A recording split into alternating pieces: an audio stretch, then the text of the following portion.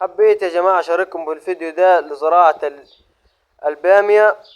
أحسن طريقة لزراعة البامية والوقت المناسب اللي أنت ممكن تزرع فيه البامية بالشكل اللي حضراتكم شايفينه ده نقرتين يا جماعة. لازم تخلي بين كل نقرة ونقرة حوالي 10 سنتي بالظبط، عشان البامية يا جماعة بعد ما يصير منها نمو تخدير بتخدر. بص قد إيه يا جماعة، أنا عامل نقر بس مخلي كل نقرة ونقرة حوالي 10 سنتي بالظبط، عشان بعد كده بعد ما يخدر ما يضايقوش بعض واقلعهم تاني بالشكل حضراتكم شايفين. وهي دي يا جماعة بذور البامية.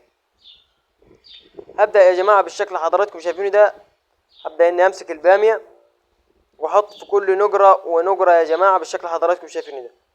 دي النقرة يا جماعة، احط بين كل نقرة ونقرة 3 حبات او 4 حبات في كل نقرة. تمام يا جماعة. زي ما قلت لكم قبل كده، البامية بتزرع من اول شهر 4 لحد اول شهر 5، يعني معاك شهر بطول وتقدر تزرع في البامية. بص يا جماعة، انا دلوقتي معايا 3 هم يا جماعة ولا 4 بالكتير. ابدأ اني ازرعهم، احطهم بالشكل اللي حضراتكم شايفينه ده في النقر. ابدأ اني ازرعهم في النقر يا جماعة. طبعا قلت لكم الوقت المناسب اللي انتوا تزرعوا فيه. ابدأ احط 1 2 3 في النقرة يا جماعة، او 4 بالكتير لو انت غلط. تمام يا جماعة. في 4 هنا يا جماعة، في 4 هم باينين 3، وحطيت واحدة تاني 4، واحطه برضه هنا يا جماعة بالشكل اللي حضراتكم شايفينه ده. حطيت 3، وابدأ اني في النقرة التانية برضه يا جماعة 3 4 وبوقت منتظم يا جماعة.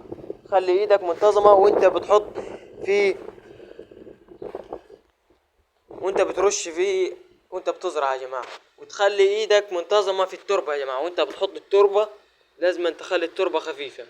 الجو ريح يا جماعة، مش عارف ليه الجو قلب كده، بس عاد مش موضوعنا دلوقتي يا جماعة. هنبدأ نحط 3 ونردم، بس حاولوا انكم ما تدوسوا عليهم يا جماعة. حاولوا انكم ما تدوسوش عليهم عشان نمو التخدير بتاعهم يكون اسرع. ها يا جماعة 3 صل على محمد، صل على صلى وسلم محمد، على صل سيدنا على محمد وعلى آل محمد. سيدنا محمد كما صليت على سيدنا إبراهيم وعلى آل سيدنا إبراهيم في العالمين إنك حميد مجيد.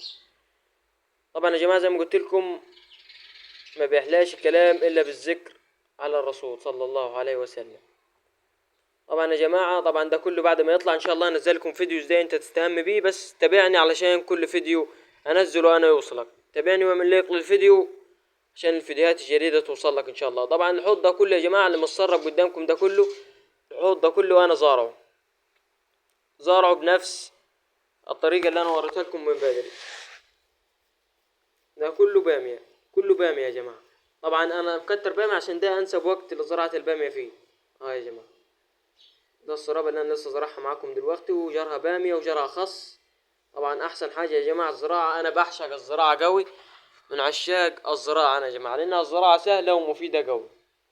ودلوقتي وإحنا بنسقي، بص يا جماعة، وهنا نزلت فيهم المية. بص بالشكل حضراتكم شايفينه ده. لازم تطم يا جماعة، لازم تطم المية على الآخر، وصلى على النبي.